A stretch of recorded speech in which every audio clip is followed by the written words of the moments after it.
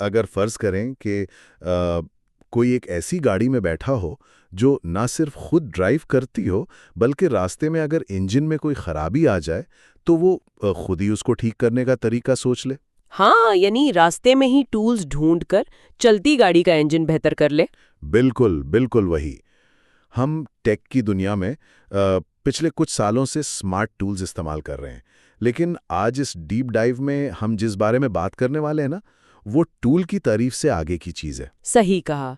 ये हकीकी खुदमुख्तारी की तरफ एक कदम है। हाँ, और इसका कॉन्टेक्स्ट ये है कि हम एआई रेवोल्यूशन यूट्यूब चैनल की एक वीडियो ट्रांसक्रिप्ट का जायजा ले रहे हैं।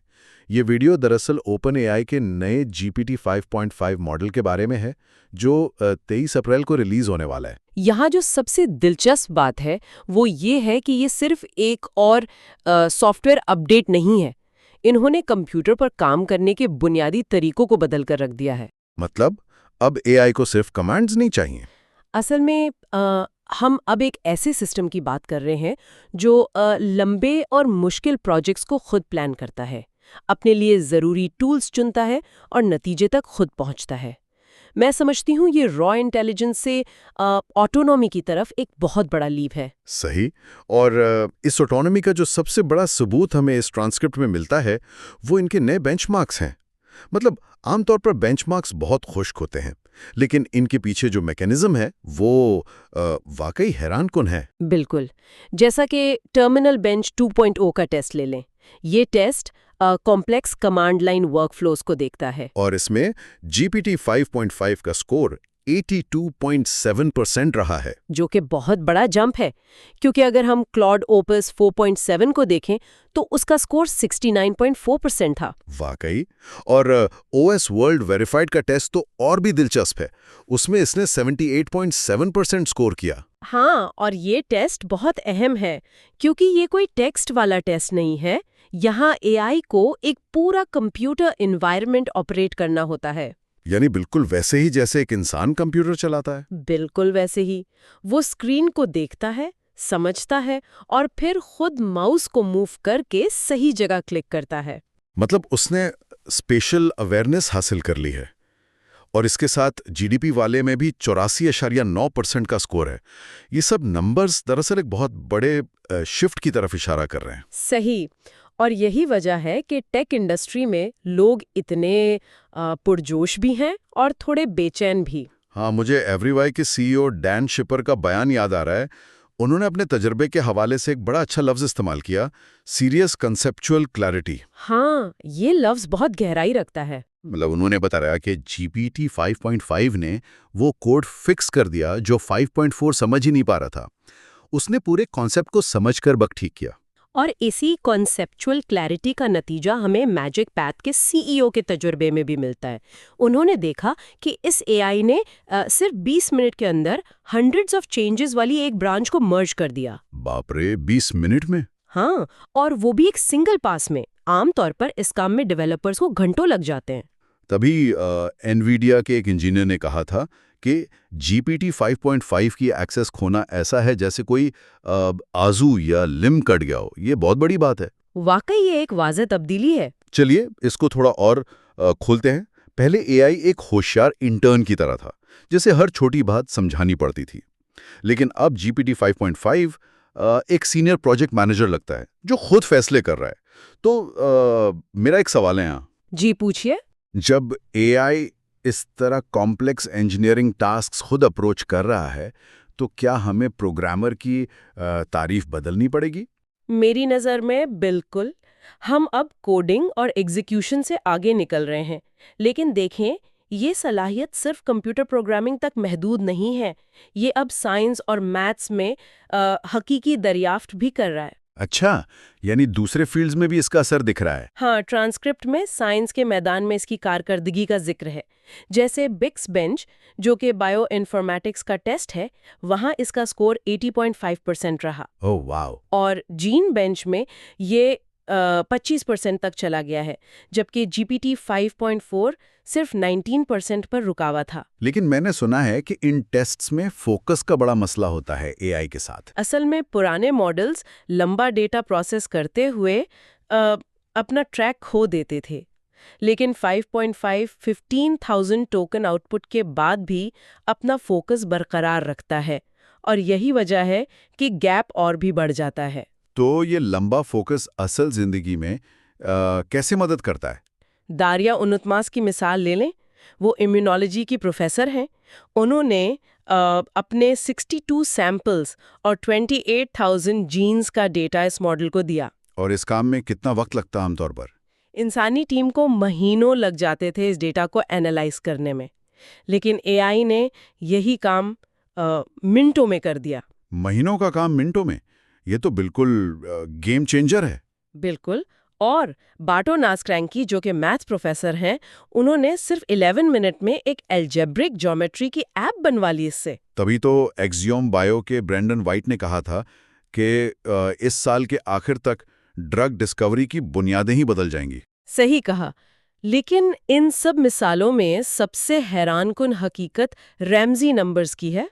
हाँ, वो रैमजी नंबर प्रूफ वाला हिस्सा थोड़ा पेचीदा था। असल में जीपीटी 5.5 ने रैमजी नंबर्स के मैदान में एक बिल्कुल नया मैथमेटिकल प्रूफ दरियाफ्त किया है। ये सिर्फ पहले से मौजूद डाटा को एक्सप्लेन नहीं कर रहा। अच्छा, वेट, वो नया प्रूफ बना रहा है? हाँ, और मजे की बात यह है कि इस प्रूफ को लीन सिस्टम में वेरीफाई भी किया गया है, जो कि मैथमेटिशियंस का एक बहुत स्ट्रिक्ट वेरिफिकेशन सिस्टम होता है। लेकिन यहाँ मुझे थोड़ा पुशबैक देना पड़ेगा। मतलब क्या एआई अब वाकई इंसान की तरह सोचकर नई चीज़ें इजाद कर रहा है, या फिर ये सिर्फ इतनी तेज़ी से डेटा प्रोसेस करता है कि हमें नतीजा दरियाफ्त जैसा लगने लगता है? ये बहुत मुनासिब सवाल है। देखें, जब एआई इस स्पीड से और इतने बड़े स्केल पर पैटर्न्स एनालाइज करता है, तो नतीजा हकीकी दरियाफ्त ही होता है। और इस तेजी और सोचने की सलाहियत के पीछे जीपीटी 5.5 की अपनी खुद साख्ता एफिशिएंसी का बड़ा हाथ है। खुद साख्ता एफिशिएंसी यानी वो खुद को बेहतर बना रहा है? हाँ, और टेक्निकली ये इस ट्रांसक्रिप्ट का सबसे माइंड ब्लोइंग हिस्सा है। जीपीटी 5.5 साइज में बहुत बड़ा है, लेकिन फिर भी ये जीपीटी 5.4 जितना ही तेज है। आमतौर पर तो बड़ा मॉडल स्लो होना चाहिए ना? बिल्कुल, लेकिन यहाँ हुआ ये कि ट्रेनिंग के दौरान एआई ने खुद अपना इंफ्रास्ट्रक्चर ऑप्टिमाइज किया। मतलब उसने अपना ही कोड देखा? उसने एनवीडिया के GB20 और GB300 चिप्स पर डेटा ट्रैफिक के पैटर्न्स को एनालाइज किया और फिर ऐसे एल्गोरिदम्स खुद लिखे जिन्होंने उसकी टोकन जनरेशन स्पीड को 20% तक बढ़ा दिया। ये यहाँ और भी दिलचस्प हो जाता है। ये बिल्कुल ऐसा है जैसे कोई फॉर्मूला 1 गाड़ी रेस ट्रैक पर दौड़ते हुए अपना इंजन खुद ठीक और तेज कर ले, वो भी बिना किसी पिट स्टॉप के। कमाल की एनालॉजी है। और मॉडल ने खुद ऐसे टूल्स बनाए जिसने उसे चलने में तेज कर दिया। और इस खुद मुख्तारी का असर ओपन एआई के अपने अंदरूनी इस्तेमाल पर भी नजर आ रहा है। हाँ, मैं नंबर्स देख रहा था। ओपन एआई के अपने 85% एम्प्लॉइज अब कोडेक्स इस्तेमाल करते हैं, जो कि इंटरनल अडॉप्शन के लिहाज से एक बहुत बड़ा फिगर है। बिल्कुल। और उनकी फाइनेंस टीम वाला किस्सा तो और भी ज़बरदस्त था। उन्होंने 24,771 टैक्स फॉर्म्स, जो कि तकरीबन 71,637 पेजेस बनते हैं, उनका जायज़ा एआई से करवाया। और नतीजा क्या निकला? नतीजा ये निकला कि उन्होंने गुज़श्ता साल के मुकाबले में ये काम पूरे 2 हफ्ते पहले मुकम्मल कर लिया। वाकई ये प्रोडक्टिविटी का एक नया लेवल है। और गो टू मार्केट टीम के एक फर्द ने अपनी हफ्तावार रिपोर्ट्स ऑटोमेट करके हर हफ्ते 5 से 10 घंटे बचा लिए।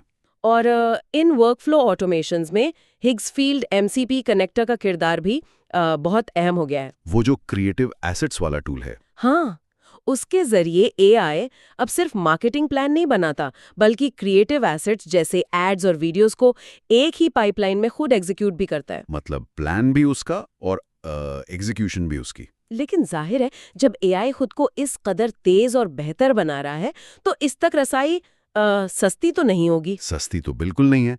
इसकी कीमत अब एक नए मालियाती मुकाबले को जन्म दे रही है। अगर हम API प्राइसिंग की बात करें, तो ट्रांसक्रिप्ट के मुताबिक जीपीटी 5.5 की कीमत 5.4 से बिल्कुल दुगनी है। यानी $5 पर मिलियन इनपुट टोकन्स। हाँ, $5 इनपुट के लिए और $30 पर मिलियन आउटपुट टोकन्स के लिए। और अगर कोई GPT 5.5 प्रो यूज करे तो उसकी कीमत तो आसमान से बातें करती है। प्रो की कीमत क्या रखी गई है? वो $30 इनपुट और $180 आउटपुट पर मिलियन टोकन्स है। और हाँ, फ्री यूजर्स के पास इसकी कोई एक्सेस नहीं होगी। ये एक बहुत बड़ा फासला पैदा करेगा। लेकिन सैम ओल्डमैन का कहना है कि चूंकि ये मॉडल कम टोकन्स इस्तेमाल करता है अपना काम मुकम्मल करने के लिए, इसलिए हकीकी खर्चा इतना ज़्यादा महसूस नहीं होगा। ऑल्टमैन का अपना पॉइंट हो सकता है, लेकिन मार्केट में एक हैरत अंगेज हकीकत सामने आई है इस बार। किस हवाले से? एंथ्रोपिक के हवाले से। जबकि OpenAI अपनी कीमतें बढ़ा रहा है, एंथ्रोपिक पहली बार OpenAI से आगे निकल गया है। वेट, आगे निकल गया? किस मेट्रिक में? सेकेंडरी शेयर ट्रेडिंग प्लेटफॉर्म्स पर जैसे फोर्ज ग्लोबल पर एंथ्रोपिक की एम्प्लॉयड वैल्यूएशन अब $1 ट्रिलियन तक पहुंच गई है। 1 ट्रिलियन? जबकि OpenAI 880 बिलियन पर है, राइट? बिल्कुल। और सिर्फ यही नहीं, एंथ्रोपिक का एनुअलाइज्ड रन रेट एक क्वार्टर में 233% बढ़कर $30 बिलियन तक चला गया है। ये वाकई एक बड़ा नंबर है। मतलब इसके पीछे क्या वजह है? Enterprise adoption. बड़े इदारे उन पर भरोसा कर रहे हैं, और साथ ही Amazon की $25 बिलियन की इन्वेस्टमेंट का भी इसमें बड़ा किरदार है। मैंने तो ये भी सुना है कि एंथ्रोपिक लेट 2026 में IPO का भी सोच रहा है। हाँ, और इससे मार्केट डायनामिक्स मजीद बदल जाएंगे। तो क्या इसका मतलब ये निकलता है कि अब AI की जंग सिर्फ सबसे स्मार्ट मॉडल बनाने की नहीं रही? तो फिर किस चीज की जंग है? मतलब क्या अब जंग इस बात की है कि कौन सी कंपनी बड़े इदारों को यानी एंटरप्राइजेस को बेहतर तरीके से अपने साथ जोड़ती है और वर्कफ्लो में फिट आती है? ये बहुत वैलिड पॉइंट है। स्मार्ट होना एक तरफ, लेकिन उस जहानत को सिक्योर और रिलायबल तरीके से कंपनीज के इंटरनल सिस्टम में डिप्लॉय करना असल कामयाबी है। सही। तो अगर हम इस गुफ्तगू का खुलासा करें तो इन्फॉर्मेशन ओवरलोड के इस ज़माने में सुनने वालों के लिए ये सब जानना क्यों ज़रूरी है? मैं कहूँगी कि इसलिए ज़रूरी है क्योंकि AI अब एक सिंपल चैटबॉट से बढ़कर आपका डिजिटल कोवर्कर बन चुका है। ये अब मुकम्मल टास्क खुद अंजाम देता है। बिल्कुल। ये अब सिर्फ टेक्स्ट जनरेट नहीं कर रहा बल्कि काम कर रहा है। और इसीलिए लोगों को समझना होगा कि उनका अपना किरदार अब एग्जीक्यूशन से ज़्यादा ओवरसाइट और डायरेक्शन की तरफ जा रहा है। सही कहा। और आखिर में मैं एक ऐसा सवाल छोड़ना चाहता हूं जिस पर गौर करना बनता है। हमने ट्रांसक्रिप्ट में देखा कि अगर आज AI अपने सिस्टम्स को खुद ऑप्टिमाइज कर रहा है और मैथ के नए प्रूफ्स खुद दरियाफ्त कर रहा है, हाँ, बिल्कुल। तो सोचने की बात यह है कि जब GPT 6 या 7 आएगा, क्या तब AI हमसे सवाल पूछे बिना ही दरियाफ्त करने लगेगा? ये एक काफ़ी डिस्टर्बिंग लेकिन रियल पॉसिबिलिटी है। और अगर ऐसा हुआ तो इस नए ज़माने में इंसान का असल किरदार काम करने वाले का होगा या सिर्फ देखने वाले का रह जाएगा? वाकई ये एक बहुत गहरा सवाल है। इस सवाल के साथ ही हम आज का डीप डाइव यहीं ख़त्म करते हैं। इस तब्दील होती दुनिया में अपना और अपने टूल्स का ख्याल रखिए।